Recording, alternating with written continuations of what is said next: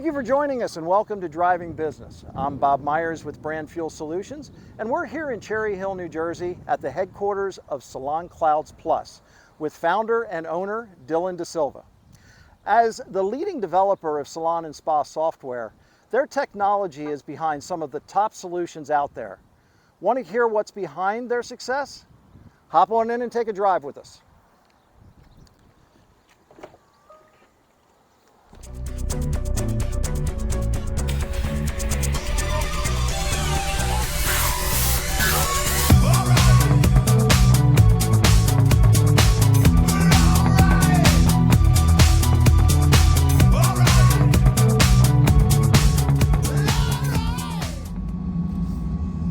You ready to go? I'm ready to go. Let's do it. I think you were the first person that I knew to own a Tesla. That's true. I remember that, yeah. I remember we were at Art of Business, Yep. and we went out to dinner. That's correct. And you picked me up in this beautiful black Tesla. Yeah. And I remember us going down the road, and I said, "Do these things really have much power?" And I think when you pressed the accelerator, I said, "Oh, I've got to get me one of these." I thought I was going to go like Back to the Future and like. Whew. Well, it felt like it. I was like, setting back in my seat. It was impressive. So this is the home of SalonClouds Plus. Yep. And how did you arrive here? What was the decision making that brought you to Cherry Hill, New Jersey? Like, long story short, it's one of my friends who it's been 11 years now.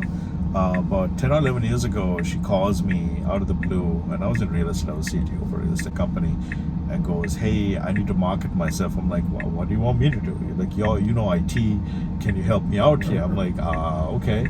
So this whole thing called the Apple phone was created. Then it was a big thing, and an app store. I'm like, you know what? Let's just throw an app in there. I want to do something myself to play around with it. Mm-hmm. And I built one of the first apps out there for the salon and spa. Just a simple listing service. Put it out there, and then we had like 900 downloads. People calling me, like a guy called Frank and Boozer called me. I'm like, who is this guy? I have no idea. Frank. And then all these different people started calling me, and then I met Josh, and he now owns a big distributor company. Used to be called Raylon. I think he owns Ethos now. Ethos, yeah. We just did him in episode 1. That's right. Cool. Yeah, so he gave me a chance, and I was in this corner in this event that they host called Art of Business, and I was this guy sitting there trying to sell an app to the salon industry. People thought I had two heads.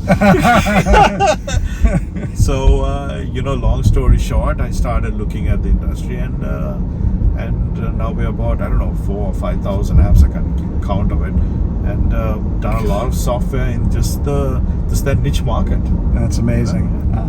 There's a rumor out there that you're a prince. I'm not. I'm from a place called Sri Lanka. It's a little tiny island. There's a lot of people. I mean, it's a cool little island, and how I ended up here is kind of interesting. Is my dad? I was a bum. I was a beach bum, surfing, doing whatever. He comes in and says, "You have 5 days, get your act together," and he just gives me a plane ticket and drops me in the US, saying, "Grow up." And I had a suitcase, clothes, and I didn't know how to run a dishwasher, washing machine, or even cook for myself. So I lived on chicken nuggets for I don't know. So I know every single Purdue chicken nuggets that you can ever think of. There you go. Well, it's kind of a princely start. Yeah, I would call that, yeah. Talking cool. about food right here in this, I think it's the next one. There's this I call it gas station sushi, and my bubble tea place is right there. This is where I go for my fuel, I would call it. It's Kung Fu Tea, my favorite place. So that's a bubble tea place? Yeah, so there's sushi to go, and my Kung Fu Tea, that's kind of side by side, too. Side by side, that's it. You don't even have to take 2 stops. That's good. So you built this business. There are different business units as part of the SalonClouds family, right? Yeah, so the different components is interesting. So we have, I also ended up building a portal for FedEx. Actually, it was kind of interesting how I met my business FedEx, partner. the delivery company. Yeah, FedEx the delivery company, and then they went to Amazon, and then Amazon uses it globally. So it actually manages all the claims pretty much for Amazon in the world. Wow. FedEx only in the US, but Amazon globally. Well, that's a broad reach, that's for sure. Pretty broad reach, yes. Yeah. In the beauty side, when I was building this, the biggest thing I started looking at is like, it had to be a whole circle, right? I mean, everything had to connect, and everything was piecemeal when I saw in the industry. Like, there's a text component or somebody the email component, and I just really didn't understand like why it's not all connected. So I ended up taking the time and building APIs for some of these software companies, like working with them. Some they had the APIs, some we had to work with them to build it. Some we built it, like companies like MindBody, Boulevard, Mevo, it used to be Millennium, DaySmart. I mean, all these guys are really, really good software companies. And there was a niche. There was this little niche of things that they did not have. Right. I call it eye candy. But eye candy is great, but it didn't have functionality. Like the email component, you need to have certain triggers and functions and even apps. Like all of these were just different ways of consumers to connect back to the salon world. It can then understand what product you use and all this stuff, and send really what the client needs, and not like just everything. Right? But then we let the client actually manage how they want this information delivered to them. That's important, because you can't, the new generation, you can't really shout things at them. They want to be served at the certain time they want to be served. So our system manages to do that. That makes sense. That would explain my kids. That's true. Same with my kids. Yeah. So, in what habitats do those solutions exist where they can, map out the journey of the client, the user experience, the communications, the follow-up? Where does that exist? It depends. Salons and spas, like spas get really complicated because there's all this booking logic and gap logic and things like that. Salons do with color, and also in independent stylists. There is actually a smaller version of this that which I came up with. It's called Omlitt. I don't have a name. So I was in the kitchen and I was cooking with my son, and he goes, "Dad, let's put everything in here and call it omelet." I'm like, "Hey, that's a great idea. Let's call this thing an omelet." Everything mixed into one. Everything mixed into one. There It's you a go. Tiny All omelet, right. one-person omelet. That makes sense. Hey. So Omlitt is focused on independent stylists?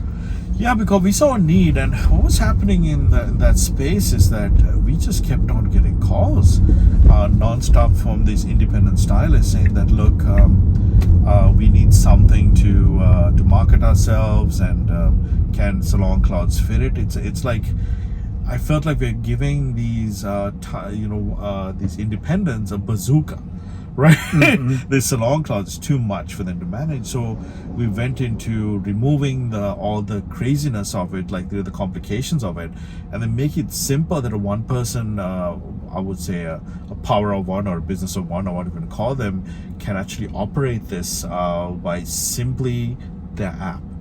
So it's not overwhelming for, No. because let's be honest, these folks that are working independently in salons or in suites, they don't have the technical training that right. a lot of companies have access to, so they're doing it all themselves, right? That's correct. Yeah, they're doing it all themselves. We made it even simple where we have a chat in there. So if they have a question, they can simply talk to someone, because the newer generation don't want to talk to anybody, but they'll chat with you. So and then we can actually help them through it, and have a whole team to make this successful. That's great. But what Omlitt also did was, because the independents, a lot of the distributors had a hard time selling to, now they sell to like 50 or 200 or 300 of these out there, right? And so we started really helping even the distributors say, hey, look, there's a platform.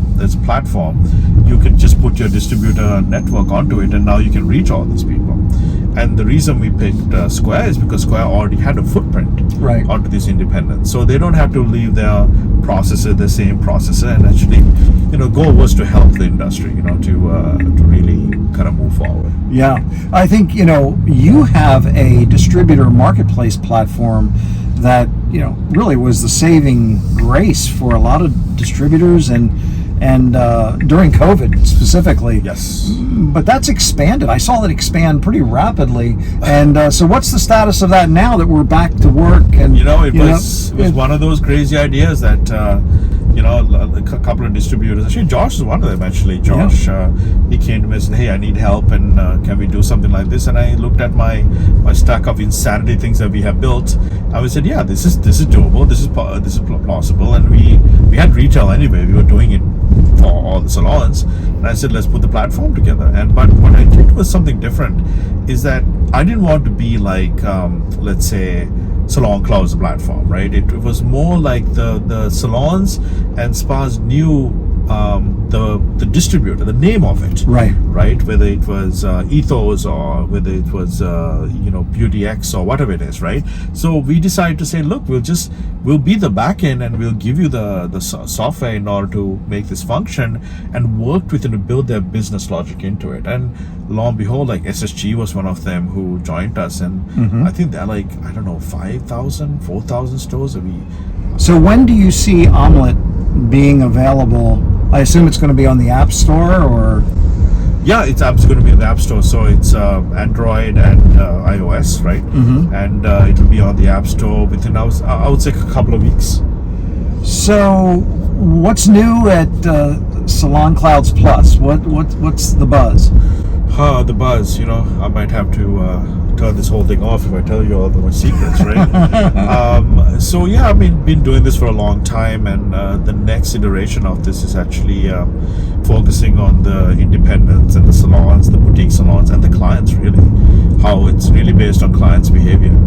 This is kind of a artificial intelligence play, maybe? Could be. I don't want to get into that, but yeah, there's some of it that everybody. If you did, you'd have to kill me. Yeah, exactly. Yeah, I know.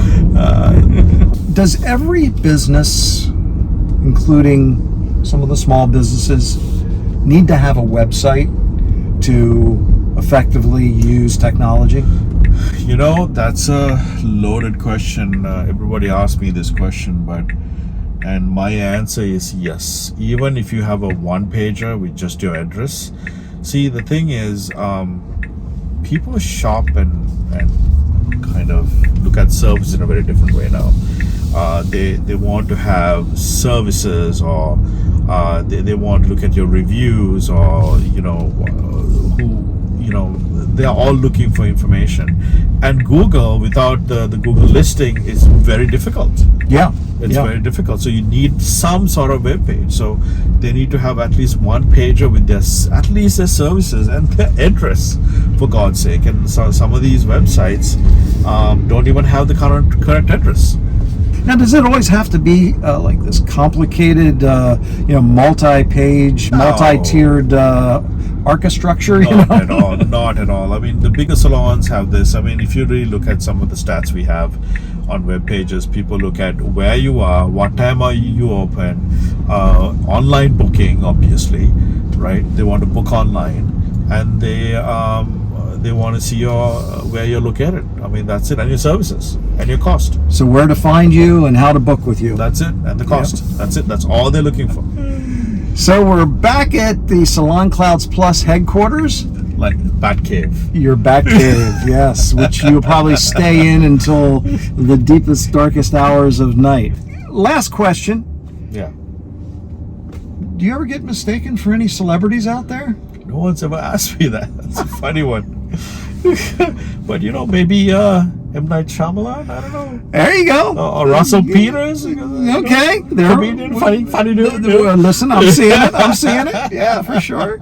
Good Philadelphia boy there, too. So, Dilan, thanks for being our guest for Driving Business. It was great to not just see you again, but to hear what's happening at SalonClouds Plus.